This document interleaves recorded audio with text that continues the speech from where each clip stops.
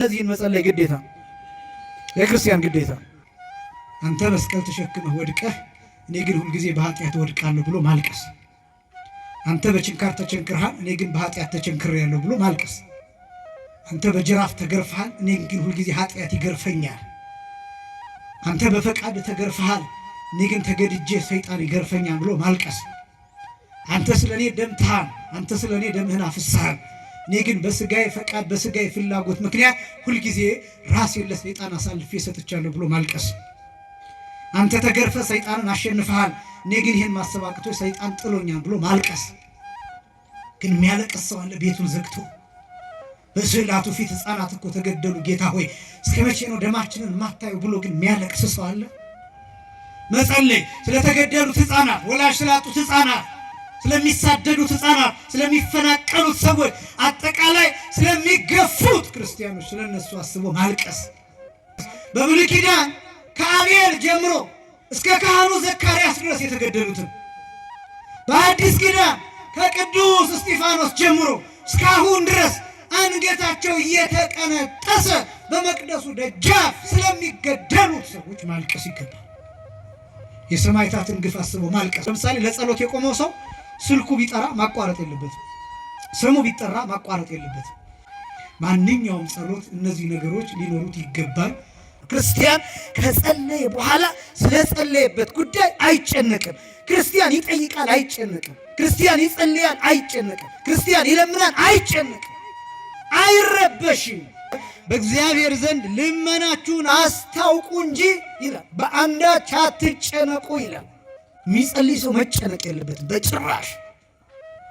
ከጸለያችሁ በኋላ በእግዚአብሔር ፊት ጉዳያችሁን ካፈሰሳችሁ በኋላ እረፍት ነው ማድረግ ያለባችሁ። እረፍት የእኛን ጭንቀት ለመሸከም የእኛ ጭንቀት መድፊያ፣ ማራገፊያ፣ መጣያ ለመሆን ዝግጁ ነው።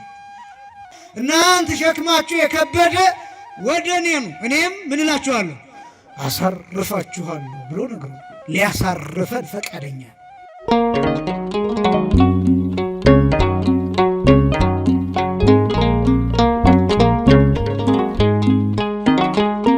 በስመ አብ ወወልድ ወመንፈስ ቅዱስ አሐዱ አምላክ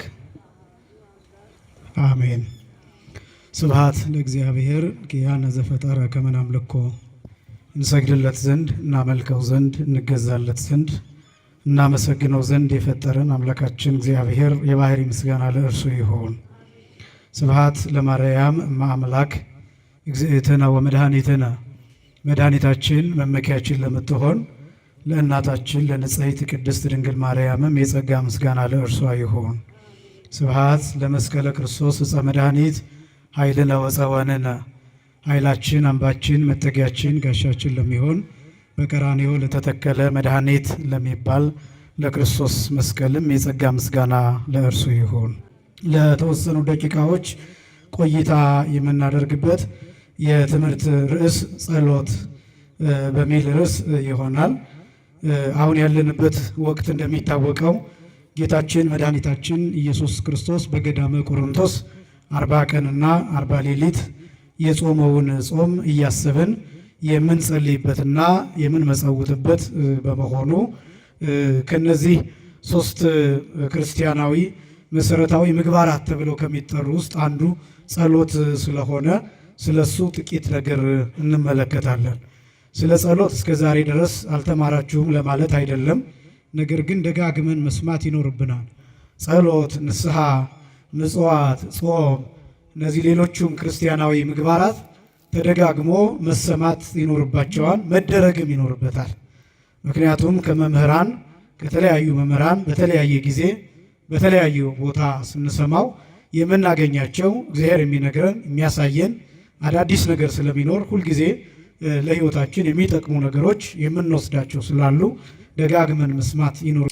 ጸሎት የሚለው ሁልጊዜ እንደሚነገረው ፍትሐ ነገሥት እንዳስቀመጠልን አባቶቻችን እንደነገሩን ጸሎት እሰ ተናግሮ ምስለ እግዚአብሔር፣ ጸሎት ማለት ከእግዚአብሔር ጋር መነጋገር ነው ብሎ ነው የሚተረጉመው።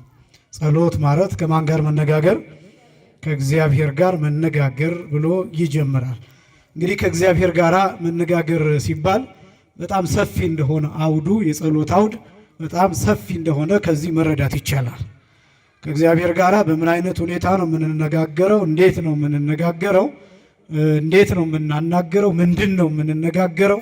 በምን ጉዳይ ነው? በየትኛው ሰዓት ነው? የት ቦታ ነው የሚለውን እሱን የምንገልጥበት ነው ጸሎት የሚለው ሰፊ ሀሳብ። ለምሳሌ አንድ ሀሳብ ላንሳላችሁ። መናገር የማይችሉ ሰዎች ይኖራሉ። መናገር ጭራሽ የማይችሉ ሰዎች ይኖራሉ። ወይም ደግሞ በተለምዶ ዱዳ የሆኑ እያለን የምንገልጣቸው ሰዎች ይኖራሉ። እነሱ ከእግዚአብሔር ጋር እንዴት መነጋገር ይችላሉ? አሁን ይህን የማነሳው የመጀመሪያው ጸሎትን ሰፋ አድርጋችሁ እንድታስቡት ነው። መነጋገር ማለት ከእግዚአብሔር ጋር መነጋገር ማለት ማውራት ብቻ አይደለም፣ ቃል ማውጣት ብቻ አይደለም፣ መጮህ ማለት ብቻ አይደለም፣ ራስን ከእግዚአብሔር ጋር ማድረግ ነው። የጸሎት ዴፊኒሽኑ ትርጉሙ የሚጀምረው ከዚህ ነው። ጸሎት ከእግዚአብሔር ጋር መነጋገር ተብሎ ሲገለጥ ከእግዚአብሔር ጋር መቆየትንም የሚጨምር ነው፣ ዝምታንም የሚጨምር ነው። ንግግር ብቻ አይደለም ጸሎት፣ ዝምታንም የሚጨምር ነው። ለምሳሌ በማህሌት ጊዜ ያለ ጸሎት አለ።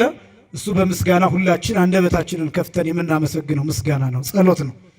ቅዳሴም እንዲሁ ጸሎት ነው። ሰዓታት እንዲሁ ጸሎት ነው። ኪዳን እንዲሁ ጸሎት ነው። ወረብ እንዲሁ ጸሎት ነው። ዝማሬ እንዲሁ ጸሎት ነው። ስብከት እንዲሁ ጸሎት ነው። ከዚህም ውጭ ያሉ በቤተ መቅደሱ ዙሪያ ዝም ብለን የምንቆይባቸው ጊዜያት በሙሉ ጸሎት ናቸው። ጸሎት ናቸው። በቤተ መቅደሱ የምንቆይበት ጊዜ፣ በእግዚአብሔር ፊት የምንቆይበት፣ የምንቆምበት፣ የምንቀመጥበትም ጊዜ ጭምር ጸሎት ነው።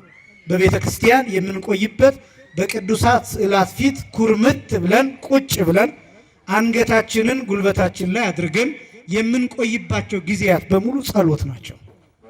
ስለዚህ ጸሎት በጣም ሰፊ ነው። ስለዚህ ምን ማለት ነው? ጸሎት እንዲህ ከሆነ ምን ማለት ነው ሲባል ጸሎት ማለት ለክርስቲያን እስትንፋሱ ነው። ይሄን መጨረሻ ላይ ጠይቃችኋለሁ። ጸሎት ማለት ለክርስቲያን እስትንፋሱ ነው። እስትንፋስ አይቆምም፣ ወይም ትንፋሽ አይቆምም። እየተናገርኩ ተነፍሳለሁ፣ እያስተማርኩ ተነፍሳለሁ፣ ተኝተን እንተነፍሳለን ካልሞትን በስተቀር ነፍሳችን ከስጋችን ካልተለየች በስተቀር እንተነፍሳለን። ታመን እንተነፍሳለን ካልሞትን በስተቀር።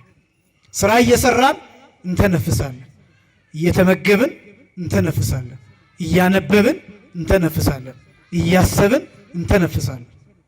ትንፋሽ አይቆምም በሁሉም ቦታ። ጸሎት ማለት እንደሱ ነው። ይሄ ማለት ታዲያ ከእግዚአብሔር ጋር መነጋገር ከሚለው ጋር ምን ያገናኘዋል ቢባል ክርስቲያን ልክ ማንኛውም ሰው ትንፋሹ በየትኛውም ጊዜ እንደማይቆም ሁሉ ክርስቲያን ከእግዚአብሔር ጋር መነጋገሩን ማቆም የለበትም። በየትኛውም ጊዜ፣ በየትኛውም ቦታ፣ በየትኛውም ሰዓት፣ በየትኛውም ሁኔታ፣ በምንም አይነት ሁኔታ ክርስቲያን ከእግዚአብሔር ጋር መነጋገሩን አያቆምም። ያ ጸሎት ተብሎ ይጠራል። አሁን ወደ ስርዓቱ እንመጣለን። የጸሎትን ስርዓት አሳያለሁ። ነገር ግን ጸሎት ምን ያህል ሰፊ እንደሆነ እሱን እንድታዩ ነው። ለምንድን ነው አሁን ይሄን ደግሞ ማንሳት ያስፈለገው? ብዙ ሰው ጸሎት ይጠፋበታል። ምን ብዬ ነው የምጸልየው ቤተክርስቲያን ይላል። በተለይ የዚህ ዘመን ወጣት አንዱ የሚያስጨንቀው ይመጣና ቤተክርስቲያን በር ላይ ይቆማል። ከዛ ያማትብና ይቆማል፣ ግን የሚጸልየው ይጠፋዋል። አባታችን ነው የሚለውን በሰከንዶች ውስጥ ድራሹን ያጠፋውና ከዛ በኋላ ምንድን ነው የምለው በእግዚአብሔር ፊት ብሎ ይጨነቃል። መተህ ብትቀመጥ መተህ ብትቆም እሱ ራሱ ጸሎት ነው። እያደገ የሚሄድ ነው። በነገራችን ላይ ጸሎት ወደፊት እንደምነግራችሁ በመጽሐፍ የሚጸለይ ጸሎት አለ፣ በቃል የሚጸለይ ጸሎት አለ፣ ወይም በንግግር የሚጸለይ ጸሎት አለ። ነገር ግን በእግዚአብሔር ቤት መጥቶ ቁጭ ያለ ወጣት እየጸለየ ነው ዝም ቢል ምንም ባይናገር። ምክንያቱም በአይምሮ እየተመላለሰ ያለው የእግዚአብሔር ጉዳይ። ቤተክርስቲያን በሆናችሁ መጠን የምታስቡት ስለ መቅደሱ ክብር ነው። የምታስቡት ስለ እግዚአብሔር ምሕረት ነው። የምታስቡት ስለ ንስሐ ነው። የምታስቡት ስለ ስጋው ደሙ ነው። የምታስቡት ስለ አገልግሎት ነው። የምታስቡት ስለ ምስጋና ነው። የምታስቡት ስለ ዝማሬ ነው። የምታስቡት ስለ ወንጌል ነው። የምታስቡት ስለ እግዚአብሔር ቃል ነው። እሱ ጸሎት ነው። ይህን በደንብ ማወቅ አለባቸው። እዚህ ቤት ስትገቡ ይሄ እንደ ሌላው ተራ ቤት አይደለም።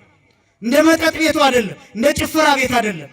እንደ ሌሎቹ ሌላ ስጋዊ ጉዳዮችን እንደምናደርግባቸው ቤቶች አይደለም። ምክንያቱም እዚህ ቤት ያለው የእግዚአብሔር ክብር ነው የሚገለጥበት። ስለዚህ እዚህ ቦታ ስንመጣ የመጀመሪያው ጸሎት ነው። እንደ ጸለያችሁ እንድታስቡ ነው ይሄን እየነገርኳችሁ ያለሁት። ከዛ ቀጥሎ እንዴት እንጸልይ የሚለውን አሳያለሁ። መጽሐፍ ቅዱስ ስለ ጸሎት የሚናገራቸው ቃላት አሉ። እነሱን መጀመሪያ ላነብና ወደ ስርዓተ ጸሎቱ እመጣለሁ። ሮሜ ምዕራፍ 12 ቁጥር 12 ላይ ቅዱስ ጳውሎስ እንዲህ ይላል፣ በተስፋ ደስ ይበላችሁ ይላል።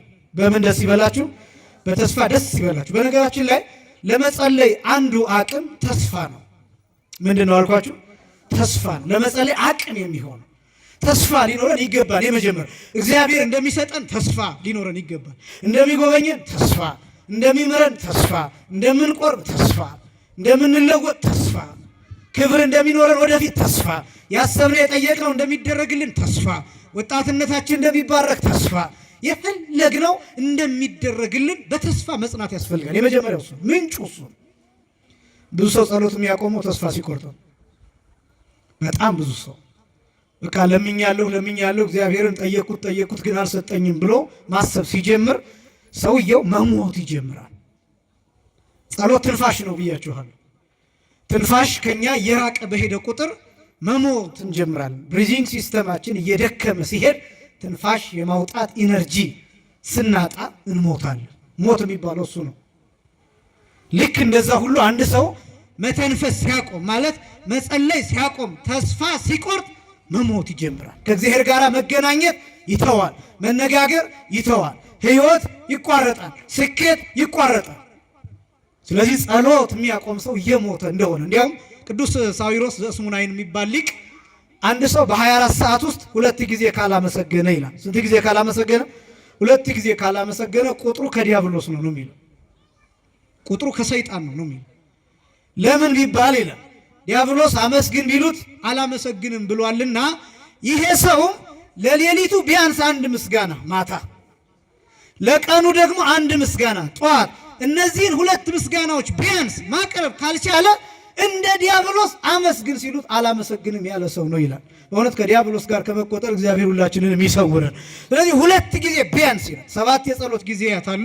ቢያንስ ግን 2 ጊዜ አንድ ሰው ጠዋትና ማታ ለጨለማው 1 ለብርሃኑ 1 ለነዚህ ምስጋናዎች እነዚህን ምክንያት በማድረግ ማቅረብ አለበት፣ ማመስገን አለበት። በቀን 2 ጊዜ ቢያንስ። ይህን የማያደርግ ሰው ተስፋው የሞተ ነው፣ በድን ነው፣ ሬሳ ነው፣ ክርስቲያንም አይደለም። ደግሞ ይህ ብቻም አይደለም፣ የሰይጣን ውጊያ ይጸናበታል፣ ሰይጣን ይጫወትበታል፣ አጋንንት ተሰብስበው ይመጡበታል፣ ርኩሳን መናፍስት ያሰቃዩታል፣ ያስጨንቁታል። ስለዚህ ሰው የእግዚአብሔርን ስም ቢያንስ በቀን 2 ጊዜ እየጠራ ማመስገን መጸለይ ያለበት። እንደዚህ ሲባል ዝም ብሎ የእግዚአብሔርን ስም እግዚአብሔር ብሎ መጥራት ብቻ አይደለም። ስራዬ ብሎ 1 ደቂቃ ሊሆን ይችላል፣ 2 ደቂቃ ሊሆን ይችላል፣ 5 ሊሆን ይችላል፣ እንደየአቅሙ 10 ከዛም በላይ ሊሆን ይችላል። ስራዬ ብሎ ግን በእግዚአብሔር ፊት የሚቆምባቸው 2 ጊዜያት መኖር አለባቸው። እነዚህ 2 ጊዜያት እንዳልኳችሁ እንደየአቅሙ በየደቂቃው ሊወሰኑ ይችላሉ፣ እንደየስራው ጠባይ፣ እንደየድካሙ። በተስፋ ደስ ይበላችሁ፣ በመከራ ታገሱ ይልና በጸሎት ጽኑ ይላል። በምን ጽኑ? በጸሎት ጽኑ። ሮሜ ምዕራፍ 12 ቁጥር 12 ላይ፣ በሌላ ስፍራ ኤፌሶን ምዕራፍ 6 ቁጥር 18 ላይ እንዲህ ይላል፣ በጸሎትና በልመናም ሁሉ ዘወትር በመንፈስ ጸልዩ ይላል። ዘወትር ይላል። በመንፈስ ጸልዩ ማለት በልቡና ጸልዩ ማለት ነው። በተመስጦ ጸልዩ ማለት ነው። በሐሳብ ጸልዩ ማለት ነው። ይሄ ነው ከእግዚአብሔር ጋር መነጋገር የሚባለው። አንድ ሰው ለምሳሌ ጸሎቱን ረስቶ ቢወጣ፣ ከቤት ሳይጸልይ በተለያየ ምክንያት ተጣድፎ ቢወጣ መኪና ውስጥ ሆኖ መጸለይ ይችላል። መንገድ ላይ ሆኖ መጸለይ ይችላል። መስሪያ ቤት ውስጥ ሆኖ መጸለይ ይችላል። ትምህርት ቤት ውስጥ ሆኖ መጸለይ ይችላል። ትንሽ ደቂቃ ምናልባት ያለበት ሁኔታ ውዳሴ ማርያም ዘርግቶ መጽሐፍ ዘርግቶ ለመጸለይ የሚመቸው ላይሆን ይችላል። ቁሞ እጁን ዘርግቶ ለመጸለይ የሚመቸው ላይሆን ይችላል። ያለበት ቦታ ግን በተቀመጠበት ቦታ ሆኖ የሚያውቀውን ጸሎት በቃሉ ይጸልያል። ይህን ግን ማድረግ ይኖርበታል። ትዝ ባለው ሰዓት መኪና እያሽከረከርክ ጸሎትን እንደረሳ ትዝ ቢልህ ሰዓት ካለ ደቂቃ ካለ ዳር ይዘህ ጸሎትህን ጨርሰው። ያለዚያ ግን እየነዳህም ቢሆን አጭር ደቂቃ አባታችሁ ነው የሚለውን እየጸለይ መሄድ። ይሄ ነው በመንፈስ መጸለይ ማለት በሁሉም ቦታ።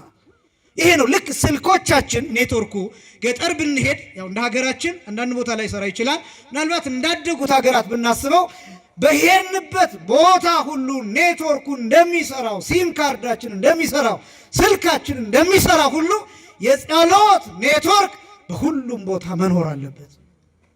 ከእግዚአብሔር ጋር የምንነጋገርበት ኔትወርክ፣ ከእግዚአብሔር ጋር ያለን መስመር፣ ከእግዚአብሔር ጋር ያለን ግንኙነት መቋረጥ የለበት።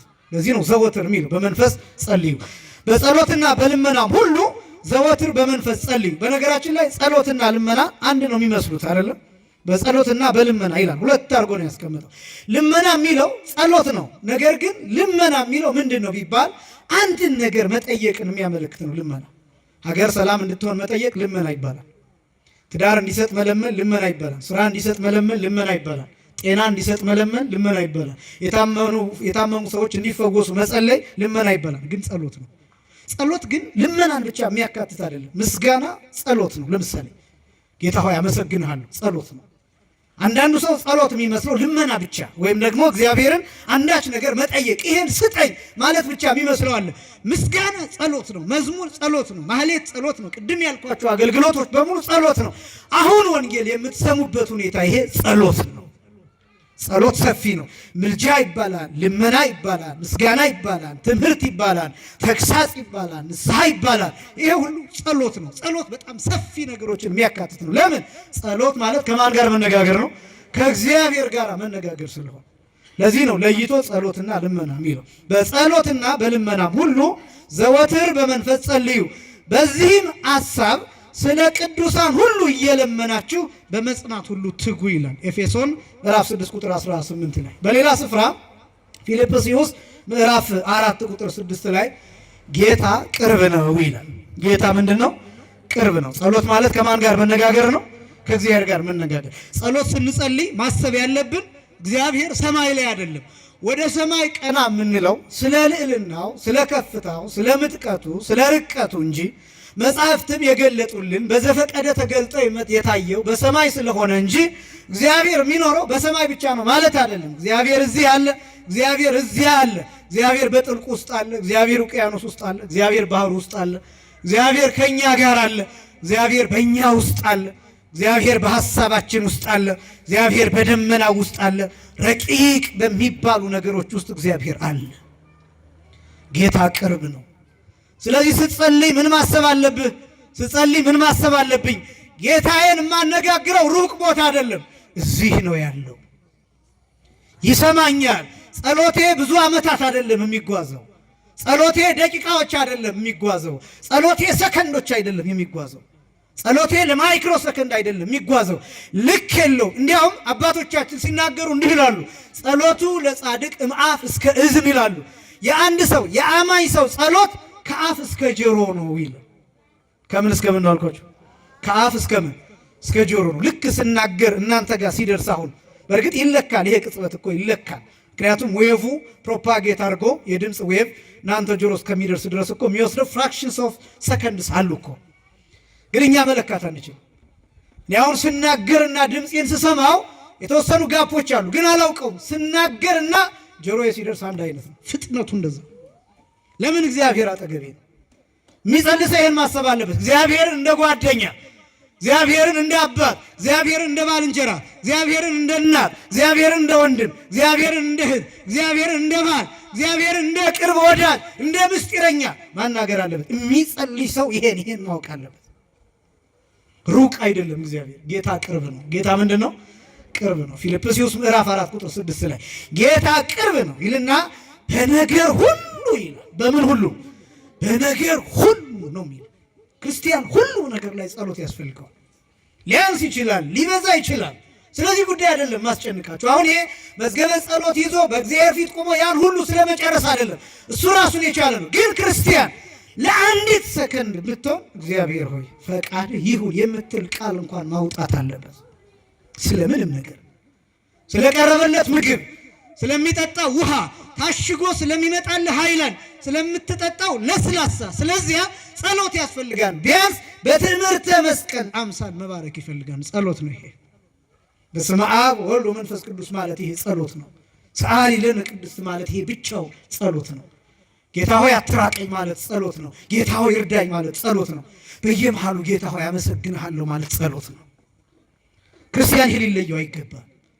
ይሄን ልምድ ማድረግ ይፈልጋል። ልምድ ማድረግ ልክ ሌሎች ነገሮች እንደምንለማመድ ሌሎች ቃላቶች ያሉ አይደለም። እነዚህ ዘመናዊ የሚባሉ የአራዳ ቋንቋ እያልን እንዲሁ ምን እናገራቸዋለሁ አይደለም። ጎበዝ አራዳ መሆን ማለት መሰልጠን መሆን ማለት ወጣት መሆን ማለት ዘመናዊነት ማለት የእግዚአብሔርን ስም በሕይወት ውስጥ እንደ ጨው ማስገባት ነው። ይሄ ነው ስልጣኔ። በደንብ ከተረዳነው ይሄ ነው ስልጣኔ። ስለዚህ በነገር ሁሉ ይላል ቅዱስ ጳውሎስ፣ በነገር ሁሉ በጸሎትና በምልጃ ከምስጋና ጋር ይላል። ከምን ጋር ለየው? አሁን ቅዱስ ጳውሎስ ጸሎት ይላል፣ ምልጃ ይላል፣ ምስጋና ይላል። እነዚህ ሁሉ ግን ጸሎት ተብለው ይጠራሉ። ጸሎት ሲባል ምልጃ የሚካተትበታል፣ ምስጋና የሚካተትበታል። ቅዱስ ጳውሎስ እየለየ የሚናገረው ምልጃ ምንድን ነው ሲባል ስለ ሌሎች መማለድ ነው። አሁን ልመና የሚለው ደግሞ ሲከፈል ለራሳችን የምንጠይቀዋለ፣ ስለ ሌሎች የምንጠይቀዋለ። ይሄ ልመናም ይባላል። ነገር ግን ልመና ደግሞ በተለየ ሁኔታ ስለ ሌሎች ስንለምን ምልጃ ይባላል። ምን ይባላል? ምልጃ ይባላል። በጣም አስደናቂ። ስለ ሌሎች የምንለምነው ለምሳሌ ስለ እህትህ የምትጠይቀው፣ ስለ ሚስትህ የምትጠይቀው፣ ስለ ባልሽ የምትጠይቀው፣ ስለ እህትሽ፣ ስለ ወንድምሽ፣ ስለ ቤተሰብሽ፣ ስለ ልጆችሽ፣ ስለ ልጆችህ የምትጠይቀው ጥያቄ ምልጃ ተብሎ ይጠራል። ልጆችን ጠብቅልኝ ስትል እየማለድክ ነው። በነገራችን ላይ አማላጆች ነን እኛ። እየሰማችሁ ይሄ ነው። አሁን ብዙ ሰው ስለ ቅዱሳን ስለ እንደዚህ ሲነገር ብዙ ሰው የሚገርመው ቅዱሳን ይማልዳሉ አይማልዱ የሚል ክርክር ነው። እኛ እንማልዳለን። እንዳትኮሩ እንደዚህ ስላችሁ እኛንን አማልደን እንደዚህ ምናምን ብላችሁ ሄዳችሁ ደግሞ ሌላ ችግር እንዳትፈጥሩ። እንለምናለን ስለ ሌሎች። ለምሳሌ በእንተ ቅዱሳት የሚባል በቅዳሴ ሰዓት የሚጸለይ ጸሎት አለ። ዲያቆን የሚያነበው ስለ እጽዋት የሚማለድበት፣ ስለ አዝርዕት የሚለመንበት፣ ስለ አትክልት የሚለመንበት፣ ስለ ንጉሱ፣ ስለ መሪው፣ ስለ ኢትዮጵያ መሪ የሚለመንበት፣ ስለ ወታደሮቹ የሚለመንበት፣ ስለ ሰራዊቱ የሚለመንበት፣ ስለ ነጋዴዎቹ የሚለመንበት፣ መርከብ ተሰብሮባቸው በባህር ላይ ስለሚቸገሩ ሰዎች የሚለመንበት፣ ማዕበል ሞገድ ተነስቶባቸው ባህር ላይ ሆነው ስለሚጨነቁ ሰዎች የሚለመንበት፣ ስለ ሕፃናት የሚለመንበት። ሌላው ቀርቶ የወንዙን ውሃ ሙላልን ብለን እንማልዳለን። አይገርማችሁም? የወንዙን ውሃ ሙላልን ብለን። አሁን አባይ ከሌለ ግድብ የሚባል ነገር አለ። ግድብስ ቢገደብ የአባይ ወንዝ ካልሞላ፣ ውሃ ከሌለ፣ ዝናብ ካልዘነበ፣ ወንዙ ጅረት ከሌለው የአባይ ግድብ ጥቅም አለው? የአባይን ግድብ የምንሞላው እኛ ነን በጸሎት። ይህንን በደንብ እንድትመሰክሩ ያስፈልጋል። የአባይ ግድብ ወንዙን ሙላልን ብለን ይህን የምንለምነው ስለ ውሃ እንዳልሆነ ግልጽ ነው። ውሃ ምን እንደሚሆን እናውቃለን። ውሃ የኃይል ምንጭ ነው። ውሃን እንገድበዋለን። ፖቴንሻል ኢነርጂ ክሬት እናደርጋለን። ከዛስ ያ ወርዶ ተርባይን አንቀሳቅሶ ኤሌክትሪሲቲ እንዲፈጠር ያደርጋል። ጥያቄያችን ውሃ ብቻ ነው?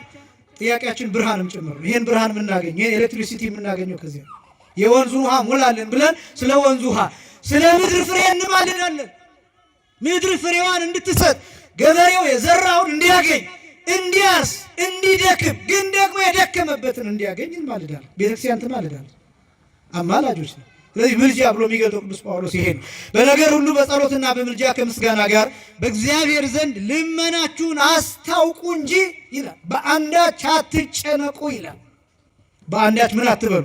አትጨነቁ። ደግሞ ክርስቲያን ጠባዩ እንደሳ የሚጸልይ ሰው መጨነቅ የለበትም በጭራሽ። ከጸለያችሁ በኋላ በእግዚአብሔር ፊት ጉዳያችሁን ካፈሰሳችሁ በኋላ እረፍት ነው ማድረግ ያለባችሁ። እረፍት ነው የምታደርጉት። ምንድን ነው መሰላችሁ? ጸሎታችሁን ከጨረሳችሁ በኋላ ጸሎታችንን ከጨረስን በኋላ ለተወሰኑ ደቂቃዎች ቁጭ ማለት፣ ዝም ብሎ ቁጭ ማለት፣ ሳያነቡ ቁጭ ማለት፣ ሳይናገሩ ቁጭ ማለት። ከዛስ ያለውን የውስጥ ሐሳብ ሁሉ እግዚአብሔር ላይ አራግፎ መሄድ፣ አራግፎ መሄድ። የሚያስጨንቃችሁን በእርሱ ላይ ምን በሉት? ጣሉት። ቅዱስ ጴጥሮስ የነገረን ቃል ይሄ ፈቃደኛ ነው። ክርስቶስ ፈቃደኛ ነው። የእኛን ጭንቀት ለመሸከም የእኛ ጭንቀት መድፊያ፣ ማራገፊያ፣ መጣያ ለመሆን ዝግጁ ነው። ፈቃደኛ ነው። ምክንያቱም እናውቀዋለን። በመስቀል ላይ እየቃተተ በደላችንን ተሸክሞ በእኛ በደል ሲደቅ እናውቀዋለን። የተጻፈ ነው፣ እናውቀዋለን። ደግሞም እንዲህ ሲለን እሱ ራሱ የማቴዎስ ወንጌል ምዕራፍ 11 ከቁጥር 27 ጀምሮ እናንተ ሸክማችሁ የከበደ ወደ እኔ ኑ እኔም ምን እላችኋለሁ አሳርፋችኋለሁ ብሎ ነግሮናል። ሊያሳርፈን ፈቃደኛ፣ ሊያሳርፈን ፈቃደኛ። የእኛን ጭንቀት ሊሸከም ፈቃደኛ ነው። ክርስቲያን ከጸለየ በኋላ ስለጸለየበት ጉዳይ አይጨነቅም።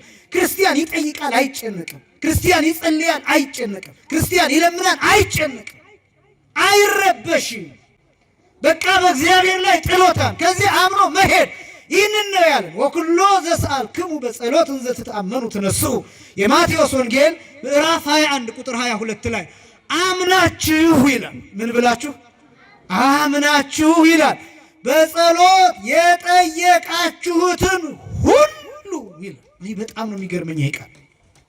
የማቴዎስ ወንጌል ምዕራፍ 21 ቁጥር 22 አምናችሁ በጸሎት የጠየቃችሁትን ሁሉ ትቀበላላችሁ ይላል። ምን ትላላችሁ? አምናችሁ የጠየቃችሁትን ሁሉ ነው የሚል፣ ሁሉ ነው የሚል፣ አይቀንስም። የጠየቅነውን ሁሉ እንቀበላለን። ግን እንዲህ ሲባል እኛ የጠየቅነው ምንድን ነው? ይኸውላችሁ የጠየቅነው ነገር ስህተት እንኳን ቢሆን እግዚአብሔር ትክክለኛውን ነገር ይሰጠናል። የጠየቅነው ነገር ስህተት እንኳን ቢሆን፣ የጠየቅነው ነገር የማይገባን እንኳን ቢሆን፣ የጠየቅነው ነገር የሚጎዳን እንኳን ቢሆን እግዚአብሔር ምን ያደርጋል? ይሄኛው ይጎዳሃል፣ ይሄኛውን ግን እሰጥሃለሁ ይላል። አንድ ሕፃን ልጅ ያለቅሳል። መርፌ ስጡኝ ሊላችሁ ይችላል፣ ወይ ምላጩን ስጡኝ፣ ወይ ደግሞ ቢላውን ስጡኝ ብሎ ሊያለቅስ ይችላል። ሲያብለጨልጭ አይቶት ደስ የሚል ሊመስለው ይችላል። ስለዚህ ስጡኝ ብሎ ያለቅሳል። እናንተስ ምን ታደርጋላችሁ? ይሄኛውን አልሰጥህም፣ በዚህ ፋንታ ብላችሁ ከረሚላ ትሰጡታላችሁ፣ ቾኮሌት ትሰጡታላችሁ። መርፌ ስንለምነው የሚጣፍጥ ነገር ይሰጠናል። እኛ የሚጎዳንን ነገር ስንጠይቀው እግዚአብሔር በሕይወታችን ሌላ የሚጠቅምን ነገር ይሰጠናል። አስደናቂ አምላክ እኮ ነው። አስደናቂ አምላክ ነው። ስለዚህ ሁሉን ትቀበላላችሁ። ይሄን ያመነ ሰው ከጸለየ በኋላ አይጨንቅም። የመጨረሻው ቆላስይስ ምዕራፍ 4 ቁጥር 2 ላይ ከማመስገን ጋር ይላል። ከምን ጋር? ከማመስገን ጋር በጸሎት እየነቃችሁ ለእርሱ ትጉ ይላል። ፊልጵስዩስ ምዕራፍ 4 ቁጥር 2 ጀምሮ እና ጸሎት በመጽሐፍ ቅዱስ በጣም ተደጋግሞ ከተገለጡ ነገሮች መካከል ክርስቲያናዊ ምግባራት መካከል ጸሎት ነው። እንግዲህ ስርዓት ደግሞ አለው። ምናልባት አሁን ጸሎት ብዬ ብቻ ሲሄድ ጸሎትን ብቻ እንዲህ ከሆነ ዝም ብለን ብንሄድ ጸሎት ነው ማለት ነው ብላችሁ እንዳትዘናጉ። ጸሎት ስርዓት አለው። የሚጸለይ ጸሎት ደግሞ የራሱ አባቶቻችን ያስቀመጡልን አለ። እሱን በጥቂቱ እንመለከታለን። ጸሎት ነው ርዕሳችን። ጸሎት በሁለት ይከፈላል በዋናነት። አንደኛው በመጽሐፍ የሚጸለይ፣ ሁለተኛው ደግሞ በቃል የሚጸለይ በንግግር የሚጸለይ። በመጽሐፍ የሚጸለይ ሲባል ለምሳሌ የጸሎት መጽሐፍ ይዘን ከዘወትር ጸሎት ጀምረን አትብ ገጽ ከሚለው ጀምረን የዘወትር ጸሎቱን ጨርሰን ከዛ በኋላ የዕለቱን ውዳሴ ማርያም አድርሰን እንደያቅሙ የሰባቱን ዕለታት ሊያደርስ ይችላል። መልካ ማርያም መልካ ኢየሱስ ሊያደርስ ይችላል። የዕለቱን የቅዱሱን ለምሳሌ ዛሬ 20 ነው። በ20 የሚታሰብ በዓል ካለ ያንን ለምሳሌ ስንክሳሩ ሊሆን ይችላል። በ21 ሲሆን የእመቤታችን መልክ አለ። በ22 ሲሆን የቅዱስ ዑራኤል መልክ አለ። በ23 የቅዱስ ጊዮርጊስ አለ። ገድሉን እነዚህን እንደየአቅሙ እንደየችሎታው ይሄን ሊያደርግ ይችላል። አቅም የሌለው ሰው ግን እንደ ግዴታ የዘወትር ጸሎትና የዕለቱን ውዳሴ ማርያም ከዛ ይዌድስዋል እነዚህን መጸለይ ግዴታ የክርስቲያን ግዴታ። እነዚህ በመጽሐፍ በቃል መጸለይ የማይችል ከሆነ የቤተክርስቲያን ሰዎች ከሆኑ የቤተክርስቲያን ትምህርት ስለተማሩ የቃል ትምህርት ስለሚያውቁ ሰባቱ ዕለታት ውዳሴ ማርያም በቃል የግዴታ መጠናት ስላለባቸው አንቀጸ ብርሃን፣ መልካ ማርያም፣ መልካ ኢየሱስ ከዛም አልፎ 150ውን ዳዊት በብዛት የድጓ መምህራን በቃላቸው ይደግሙታል። መጽሐፍ መያዝ ላይ ይጠበቅባቸው ይችላል። ምክንያቱም በቃላቸው ስለያዙ ይሄ በመጽሐፍ የሚጸለይ ጸሎት ሊባል ይችላል። ምናልባት ግድፈት እንዳይገጥማቸው አንዳንዶቹ ዳዊቱንም ውዳሴ ማርያሙንም በመጽሐፍ ሊደግሙት ይችላሉ። ይሄ የመጽሐፍ ጸሎት ይባላል። ሁለተኛው የቃል ጸሎት ወይም የንግግር ጸሎት የሚባለው ጸሎት ነው። ይሄኛው ጸሎት ውዳሴ ማርያም ከጸለይን በኋላ ወይም መልካ ማርያም መልካ ኢየሱስ ሌሎቹን የመጽሐፍ ጸሎቶች ካደረስን በኋላ አቡነ ዘበሰማያት ከማለታችን በፊት በእግዚአብሔር ፊት የምናቀርበው ልመና የቃል ጸሎት የንግግር ጸሎት ተብሎ የሚጠራው ይሄ ነው። ውይይት ነው። ጌታ ሆይ እኔ ይህንን እፈልጋለሁ፣ እንድታደርግልኝ እፈልጋለሁ።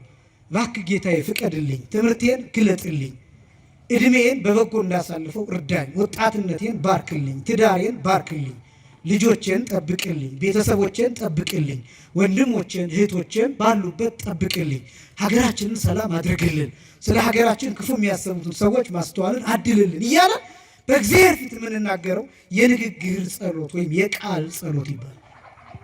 ለዚህ ደግሞ ስርዓት አለ። እሱን ነው ማሳያቸው። አሁን የመጽሐፍ ጸሎትም ይሁን የንግግር ጸሎት በዚህ ስርዓት ውስጥ የሚካተቱ ናቸው። የመጀመሪያው መቆም፣ ቀጥ ብሎ መቆም የጸሎት ስርዓት የሚባል ቀጥ ብሎ መቆም። ለጸሎት ስንነሳ ቢቻል ምናልባት ተቀምጠው መጸለይ የሚችሉ ሰዎች አሉ ማለት የሚፈቀድላቸው። የጤና ችግር የሚያስቸግራቸው ሰዎች ካሉ መቆም የማይችሉ ሰዎች አሉ። በአካል ጉልት ምክንያት፣ በእድሜ ምክንያት፣ በህመም ምክንያት፣ በወሊድ ምክንያት፣ በእርግዝና ምክንያት፣ በእነዚህና በመሳሰሉት ምክንያት መቆም የማይችሉ ሰዎች አሉ። ተቀምጠው መጸለይ ይችላሉ። ተቀምጠው መጸለይ የማይችሉ ሰዎች ተኝተው መጸለይ ይችላሉ። እየሰማችሁ ነው? ቆመው መጸለይ የማይችሉ ሰዎች ተቀምጠው መጸለይ ይችላሉ። ተቀምጠው መጸለይ የማይችሉ ሰዎች ምን ብለው መጸለይ ይችላሉ? ተኝተው መጸለይ ይችላሉ። ምክንያቱም ተተኝቶም ከእግዚአብሔር ጋር መነጋገር ስላለ፣ በመኝታቸው ሆነው አልጋቸውን በእንባቸው ያጠቡ ቅዱሳን ስላሉ፣ አልጋቸውን በእንባ የሚያርሱት ቅዱሳን ስላሉ፣ አልጋቸው ላይ መኝታቸው ላይ ሆነው የበቁ ሆስፒታል ውስጥ ሆነው በዚህ ሰዓት ታመው መንቀሳቀስ የማይችሉ ግሉኮስ ተተክሎላቸው ግን በዚህ ሰዓት ከእግዚአብሔር ጋር ንግግር ያላቆሙ ሰዎች አሉ። ምክንያቱም እነዚህ ሰዎች ትንፋሻቸው አልቆመም። ጸሎት የክርስቲያን ትንፋሽ ነው። ጸሎት የክርስቲያን ምንድን ነው አልኳቸው? ትንፋሽ ነው። ትንፋሽ አይቆምም። ሰውየው አልሞተም። ግሉኮስ ቢተከልለትም አልሞተም። ትንፋሹ አልቆምም። ስለዚህ ልክ እንደዛ ጸሎት ተኝተንም አይቆምም። በምንም ሰዓት ቢሆን ማሰብ በምንችልበት ጊዜ ሁሉ እግዚአብሔር እናስባለን። ጸሎት እሱ ነው። ስለዚህ የመጀመሪያው ግን ለሁላችንም ለጤነኞቹ የሚሰራው ስርዓት ግን ጸሎት ቀጥ ብሎ መቆም ነው። ከመጽሐፍ ቅዱስ መዝሙር 5 ቁጥር 3 ላይ ልበ አምላክ ዳዊት እንዲህ ይላል። መዝሙር 5 ቁጥር 3 ላይ በጽባህ እቀውም ቅድሜከ ወአስተርኢ ለከ፣ በጠዋት በማለዳ በፊትህ እቆማለሁ። በፊትህ ምን እላለሁ? እቆማለሁ። ወአስተርኢ ለከ፣ ለአንተም እታያለሁ። ለአንተም ምን እላለሁ? እታያለሁ። መቆም ምንን የሚያሳይ ነው ቢባል ዝግጅትን የሚያሳይ ነው። መቆም ደግሞ ሲባል የእግሮቻችን መስተካከል፣ የሰውነታችን መቆም፣ ይሄ ብቻም አይደለም። የልባችን መቆም፣ የልባችን መጽናት፣ የህሊናችን መቆም፣ የህሊናችን መጽናት፣ የሐሳባችን መገዛት፣ በእግዚአብሔር ፊት መሆንን ማሰብ መወሰን ማለት ነው። መቆም የሚባለው እሱ ነው። በእግዚአብሔር ፊት መቆም። ከዛ በእግዚአብሔር ፊት የቆመው ሰው ምን ያስባል? በንጉሥ ፊት ነው የቆምኩት ይላል። ለምሳሌ በነገስታቱ ስርዓት በነገስታት ፊት የሚቆም ሰው የሚከተላቸው ስርዓቶች አሉ። በነገስታቱ ፊት ቆሞ ለምሳሌ እግሩን እንደዚህ ማጣመር አይችልም። ወገቡ እንደዚህ አድርጎ መያዝ አይችልም። በትክክል እንዲቆም የሚነገረው ስርዓት አለ። ሲቆምም ቀርቦ ንጉሱ ፊት አይደለም የሚቆመው። የሚፈቀድለት ቦታ ራቅ ብሎ ነው የሚቆመው። በመሃል የንጉሱ አሽከር ይኖራል፣ አስከባሪ፣ መጋረጃ ከፋች ምናምን የሚባል አለ፣ አዜ መንጦላይት የሚባል እሱ የሚቆምበትን ቦታ ያሳያል። አንዳንድ ቦታ ደግሞ አሸርጦ ይቆማል። ልብሱን አሸርጦ ወገቡ ላይ አስሮ ይቆማል። ይሄ ሁለተኛ የምናየው ነው። መቆም የሚባለው እሱ ነው። በንጉሥ ፊት በእግዚአብሔር ፊት ቆመናል፣ በአባታችን ፊት ቆመናል። እሱን የሚያሳይ ነው። ለጸሎት የመጀመሪያው መቆም ያስፈልጋል። መቆም ተስተካክሎ መቆም፣ በስርዓት መቆም የመጀመሪያው። ሁለተኛው ቀንይት ነው፣ መታጠቅ፣ ወገብን መታጠቅ። በሉቃስ ወንጌል ምዕራፍ 12 ቁጥር 35 ላይ ጌታ እንዲህ ብሎ ተናግሯል።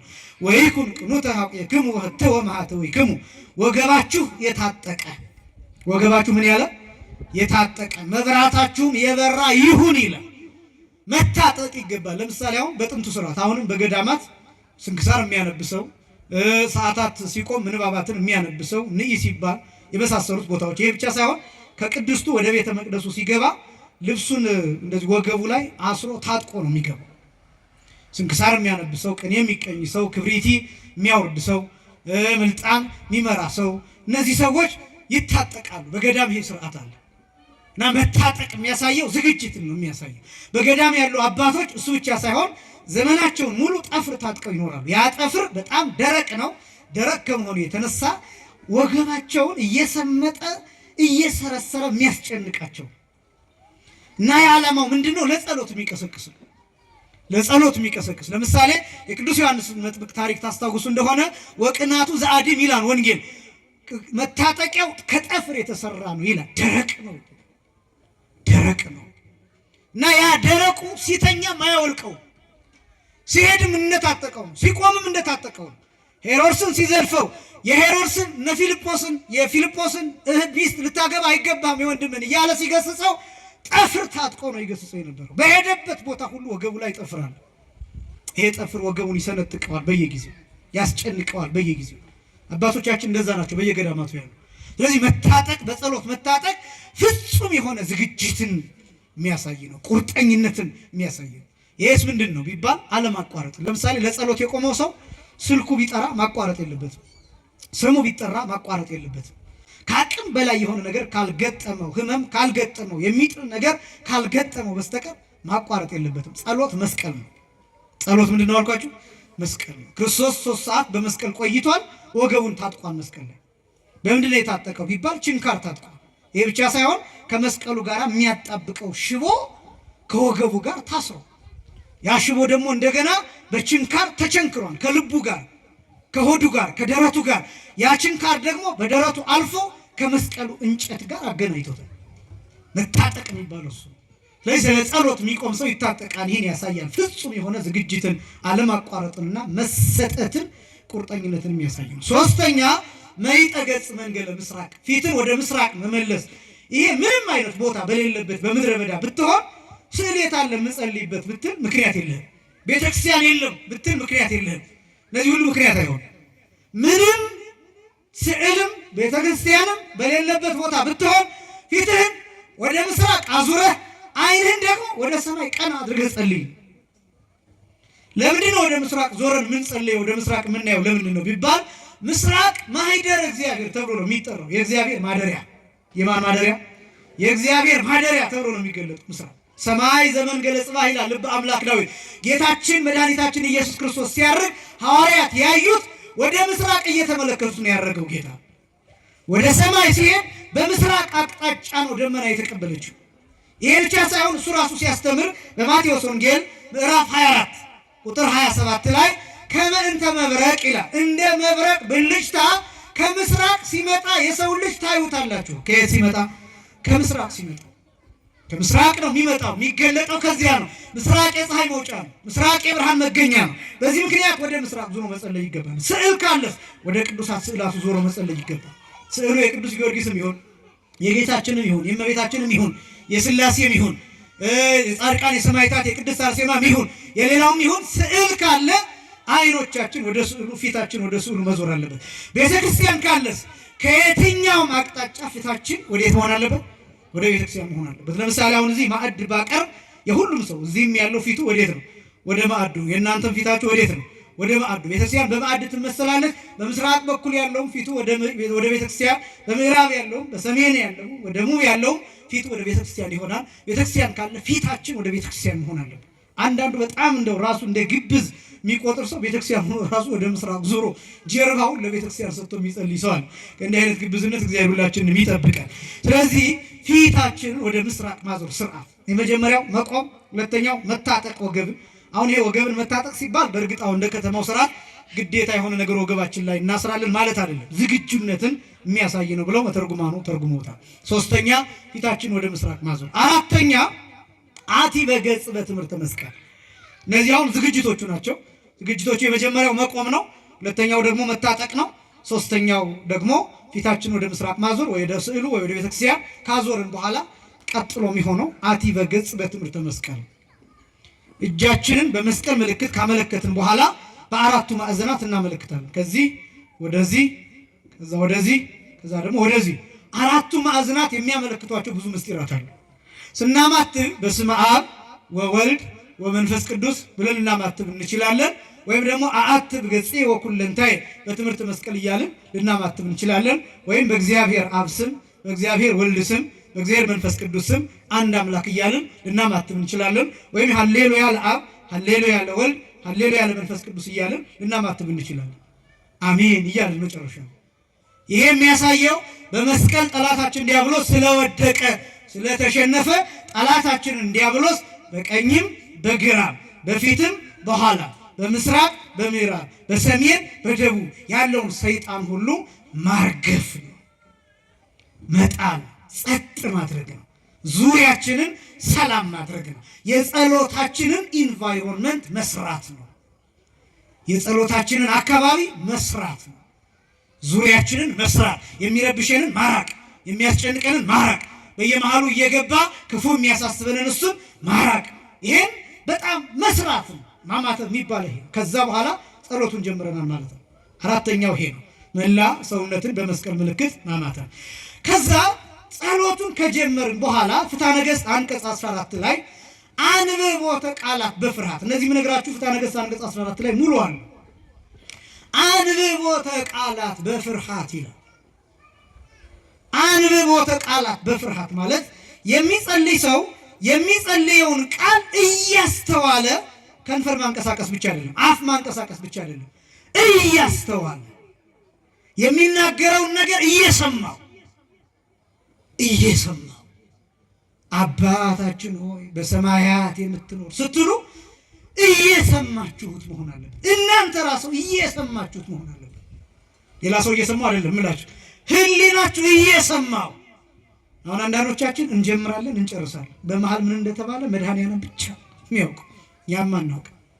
አባታችን የሰማያት የምትኖር ስምህ ይቀደስ ተብሎ ላለው አማት በለን የለም ምን እንደተባለ ዘለነው ይሁን በመሃል ሌላ ክፉ ቃል ተናግረን ይሁን አናውቀው። ስምህ ይቀደስ መንግስትህ ትምጣ የሚል ሰው ስምህ ይቀደስ የሚለውን ከህሊናው ማመስገን አለበት።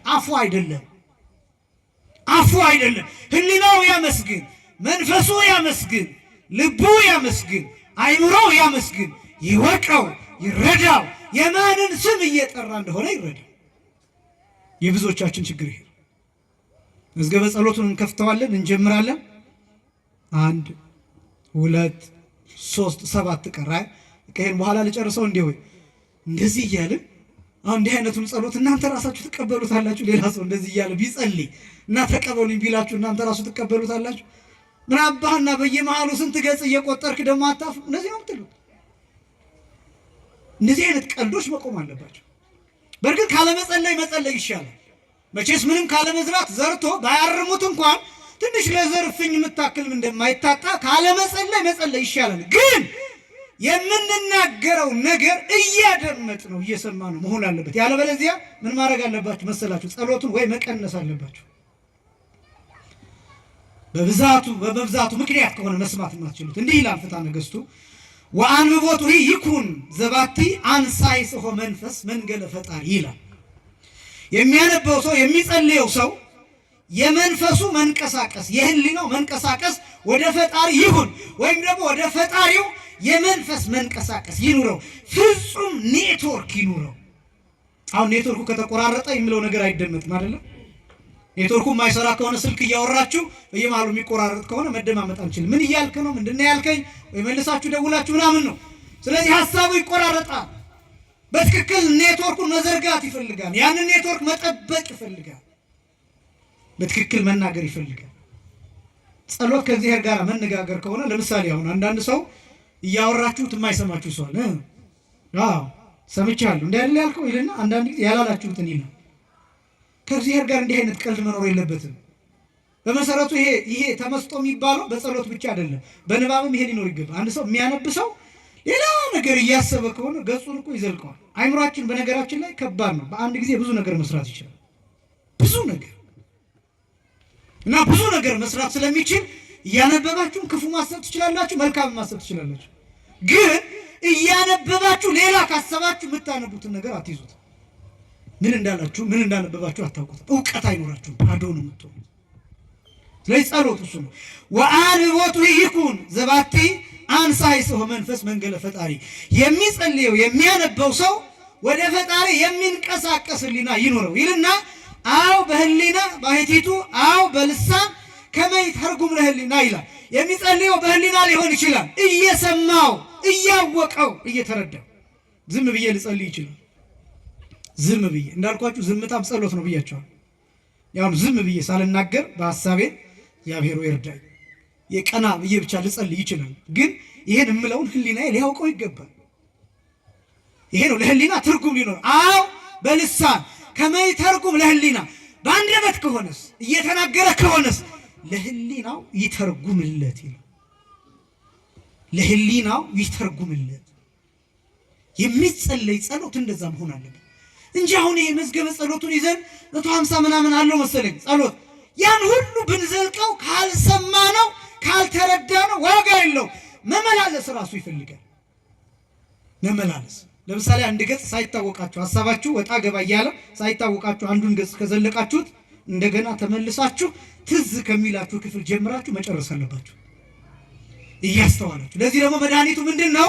የምትናገሩትን ቃል እርግጥ እያደረጋችሁ። ለምሳሌ እኔ በጣም ይገርመኛል። የገጠር ልጅ ስለሆንኩኝ ገጠር አካባቢ በተለይ ሌሊት ለሰዓታት ለማህሌት ካህናቱ ሲሄዱ የሚጸልዩት ጸሎት አለ። ይገርመኛል። ያው እዛ በእግር ነው የሚካሄደው፣ መኪና የለም፣ ሌሊት ነው የሚካሄደው እና በመንገድ እየጸለዩ ነው የሚሄዱት ብዙዎቹ።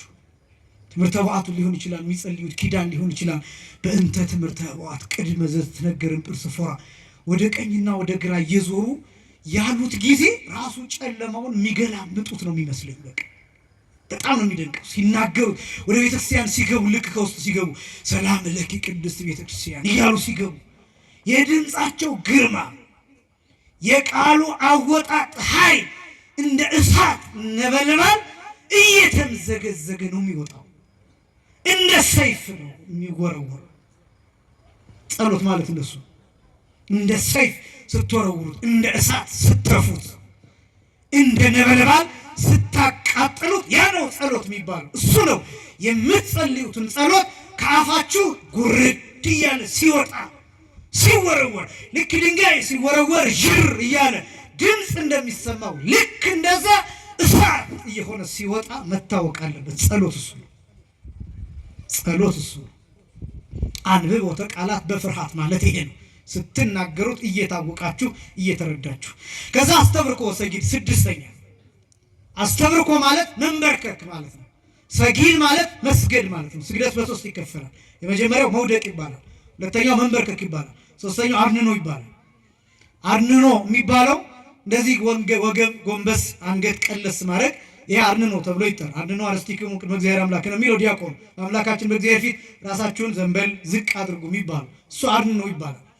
አስተብርኮ ደግሞ የሚባለው እጅና ጉልበት ብቻ መሬት የሚነኩበት እሱ አስተብርኮ ተብሎ ይጠራል። ወይም ደግሞ ጉልበት ብቻ መሬት የሚነካበት አስተብርኮ መንበርከክ ይባላል። ስግደት የሚባለው ግን መውደቅ ነው። ሶስት አካሎቻችን መሬት ይነካሉ። አንደኛው ግንባር፣ ሁለተኛው እጅ፣ ሶስተኛው ጉልበት። ይሄ ሰጊድ ይባላል። እነዚህ ጸሎቶች የቃል ጸሎቶችን ይፈልጋሉ። ምናልባት አንዳንድ ሰው አቅም ያለው ሰው ተንበርክኮ የዕለቱን ውዳሴ ማርያም ሊጸልየው ይችላል። ግድ አይደለም። አቅም ያለው ሰው የእመቤታችን ፍቅር በጣም የበዛለትና አቅም ያለው ሰው ያን ሊያደርግ ይችላል። ከዛ ውጭ ግን አባታችን ነው ሲል ሊንበረከክ ይችላል። ለምሳሌ ስግደት ከሆነ ግን በቃል የሚባል ጸሎት መሆን አለበት።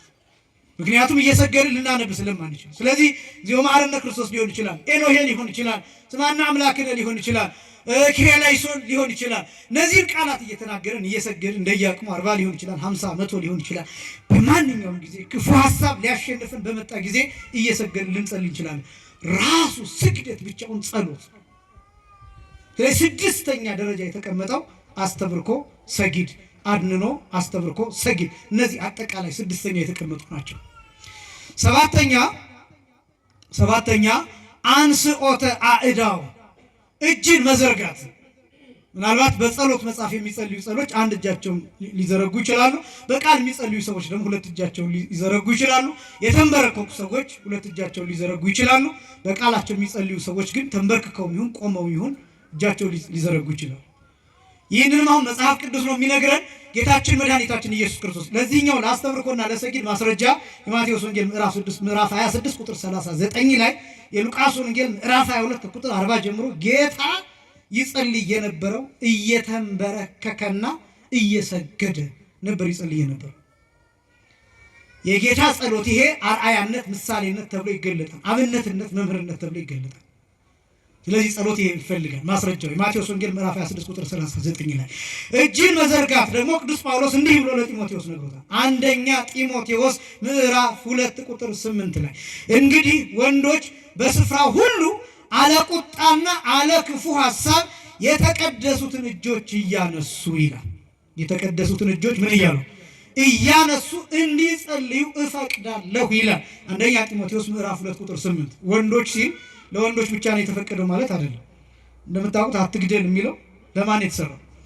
ለወንድ ነው የሚመስለው አይደለም። አትግደይ የሚል ስለሌለ አትግደል ለወንድ እና ልትገሉ ነው እናንተ አትግደል የሚለው ለወንድ ነው ተብሎ ሴቶች ይግደሉ።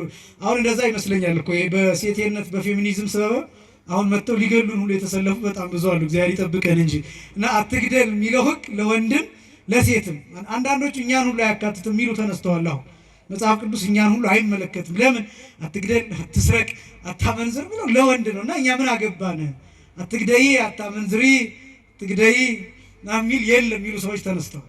አይታችሁ እንደሆነ አሉ አንዳንድ እንደዚህ አይነት ለምን በሴት አንቀጽ አይጠራ ምናምን ብለው ሌሎችን በወንድ ለምን ይጠራል ሁልጊዜ ተብሎ የሚነሱ ክርክሮች አሉ። እና ለወንድ የታዘዘው በወንድ የታዘዘ ሁሉ ለሴቶችም የታዘዘ መሆኑን ልብ ይሏል። 8ኛ እየጨረስኩ ነው። አንቃዕድዎ አዕይንት፣ አይኖቻችንን ቀና ማድረግ ወደ ሰማይ። አስቀድሜ እንደገለጥኩት ለምሳሌ አባታችን ሆይ በየት የምትኖር በሰማያት የምትኖር ስንል ሰማይን እናያለን፣ ቀና እንላለን። ስለ ምጥቀቱ አልኳችሁ፣ ስለ ርቀቱ አልኳችሁ፣ ስለ ልዕልናው አልኳችሁ፣ ስለ ከፍታው ሩቅ ምጡቅ ስለመሆኑ ስለዚያ እንጂ እግዚአብሔር የሚኖረው በሰማይ ብቻ ነው ማለት አይደለም። አይኖቻችንን ቀና የምናደርገው ረዳታችን ከእርሱ ከእግዚአብሔር ዘንድ እንዲመጣ መለመናችን ነው። ይህንንም ራሱ ጌታችን መድኃኒታችን ኢየሱስ ክርስቶስ ቀና ብሎ ጸልዮ አሳይቶናል። ወአንቃዕድዎ አዕይንቲሁ ሰማይ፣ ወደ ሰማይ አይኖቹን ቀና አደረገ። የማቴዎስ ወንጌል ምዕራፍ 14 ቁጥር 19 ላይ፣ የዮሐንስ ወንጌል ምዕራፍ 14 ቁጥር 41 ላይ፣ የዮሐንስ ወንጌል አሁንም ምዕራፍ 17 ከቁጥር 1 ጀምሮ ወደ ሰማይ አይኖቹን ቀና አድርጎ ክርስቶስ ጸልዮአል። ስለዚህ 8ኛው አይኖቻችንን ወደ ሰማይ ቀና እያደረግን በየትኛውም ቦታ ሆነ ወደ ሰማይ ቀና አድርገን የምንጸልይበት ነው። ቤተ መቅደስ ከሆነ ግን ወደ ቤተ ክርስቲያን። 9ኛ ዘቢጠ እንግድአ፣ ደረትን መድቃት፣ ደረትን መምታት። ይሄኛው ደግሞ ራስን ተጠያቂ የማድረግ ምልክት ነው። እኔ በድያለሁ። ደረት ላይ ሳምባ አለ፣ ደረት ላይ ልብ አለ። በዚህ በልቤ ክፉ አስቤ አንተን በድያለሁ፣ አስቤ ኃጢአት ሰርቻለሁ፣ አስቤ ቂም ይዣለሁ፣ አስቤ በቀል አስቤያለሁ። ስለዚህ ማረኝ፣ ይቅር በለኝ እያልን የጥፋተኝነት ስሜት እየተሰማን ደረታችንን እየደቃን እየመታን፣ በገዳም ያሉ አባቶች በበረሃ ያሉ አባቶች ማንም ሳያያቸው በድንጋይ ራሳቸውን ይመታሉ፣ ልባቸውን ይመታሉ፣ ደረታቸውን ይመታሉ፣ ራሳቸውን ይገርፋሉ። የክርስቶስን መከራ ያስቡበታል።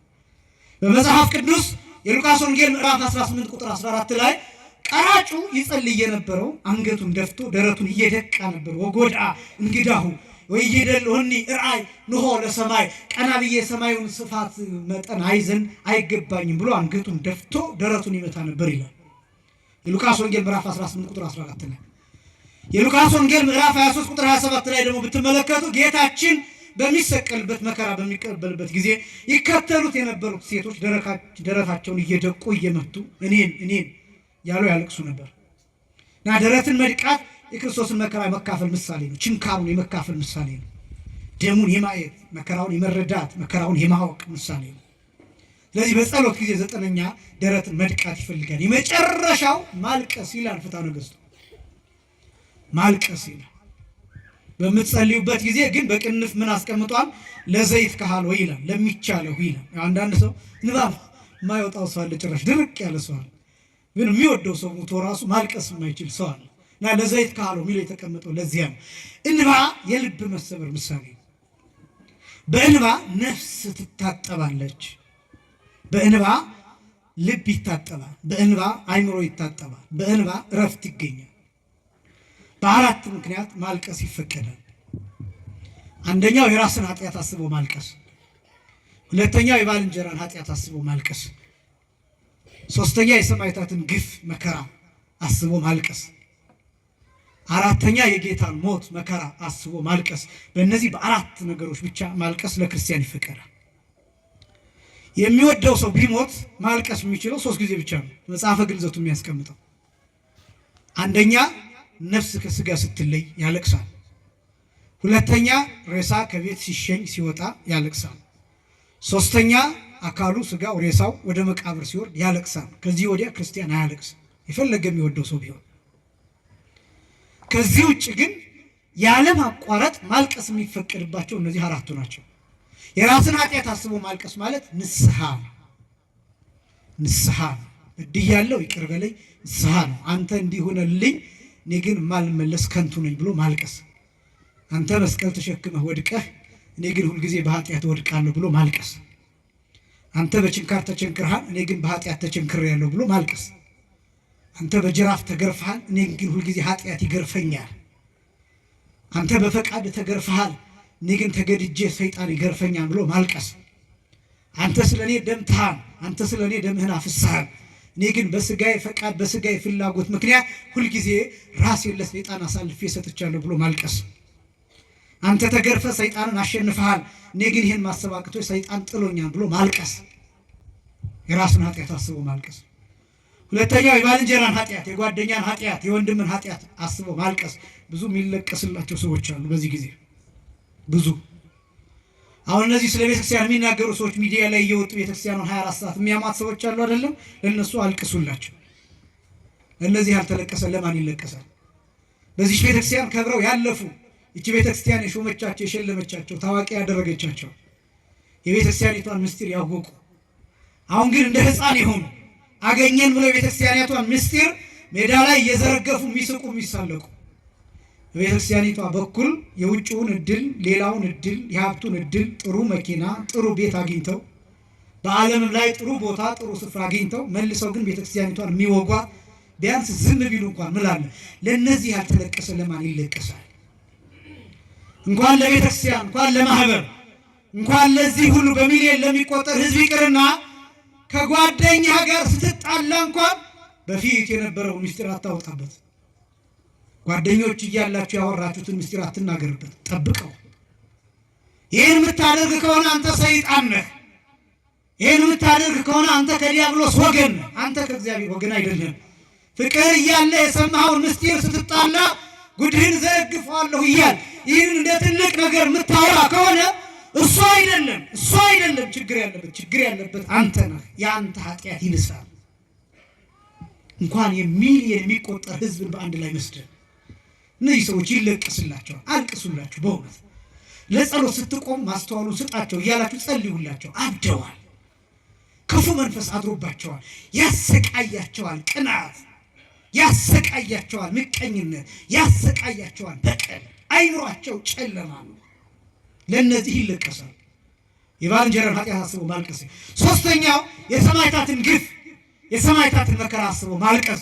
በብሉይ ኪዳን ከአቤል ጀምሮ እስከ ካህኑ ዘካርያስ ድረስ የተገደሉትን፣ በአዲስ ኪዳን ከቅዱስ እስጢፋኖስ ጀምሮ እስካሁን ድረስ አንገታቸው እየተቀነጠሰ በመቅደሱ ደጃፍ ስለሚገደሉት ሰዎች ማልቀስ ይገባል። የሰማዕታትን ግፍ አስቦ ማልቀስ ፌስቡክ ላይ መጻፍ ብቻ አይደለም፣ ሌላ ቦታ መጻፍ ብቻ አይደለም። አልቅሱ። መጸለይ ስለተገደሉት ሕፃናት፣ ወላጅ ስላጡት ሕፃናት፣ ስለሚሳደዱት ሕፃናት፣ ስለሚፈናቀሉት ሰዎች፣ አጠቃላይ ስለሚገፉት ክርስቲያኖች ስለነሱ አስቦ ማልቀስ ይፈቀዳል። እንባን ማፍሰስ። የሚያለቅስ ሰው ግን አለ። ወሬ ለማድመቅ ብሎ የሚጽፍ ሰው ሊኖር ይችላል።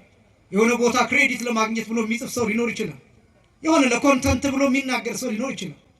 ግን የሚያለቅስ ሰው አለ ቤቱን ዘግቶ። በስዕላቱ ፊት ሕፃናት እኮ ተገደሉ፣ ጌታ ሆይ እስከ መቼ ነው ደማችንን ማታየው ብሎ ግን የሚያለቅስ ሰው አለ። እንደዚህ የሚያደርግ ሰው ካለ በእውነት በረከቱ ይደርብን በሁላችንም ላይ። የሰማዕታትን ግፍ አስቦ ማልቀስ ይገባል። ሶስተኛ የመጨረሻው የጌታን መከራ አስቦ ሁልጊዜ ክርስቲያን እንደሱ ነው ማሰብ። አሁን ይኸውላችሁ የክርስቶስን መከራ ማሰባችን ክርስቶስ የከፈለልንን ውለታ እንመልሰዋለን ማለታችን አይደለም። ግን ምንድን ነው መሰላችሁ ነጥቡ? የክርስቶስን መከራ አስበን ባለቀስን ቁጥር እንዴት እንደተገኘን የገባን ሰዎች ነን ማለት ነው። እንዴት እንደመጣን የደም ልጆች መሆናችን፣ የመስቀል ልጆች መሆናችን፣ የመከራ ልጆች መሆናችን፣ በግርፋት የተገኘን፣ በደማ ጀርባ የተገኘን፣ በደም የተሸፈነ አካል በዚህ የተገኘን መሆናችንን የሚያሳይ ነው። ጸሎት የሚባለው እነዚህን አራቱን እያሰብን በመጨረሻ ማልቀስ ነው። ማንኛውም ጸሎት እነዚህ ነገሮች ሊኖሩት ይገባል። ሁላችንም ለጸሎት እንድንተጋ መንፈስ ቅዱስ እንዲቀሰቅሰን የእሱ ፈቃዱ ይሆንልን።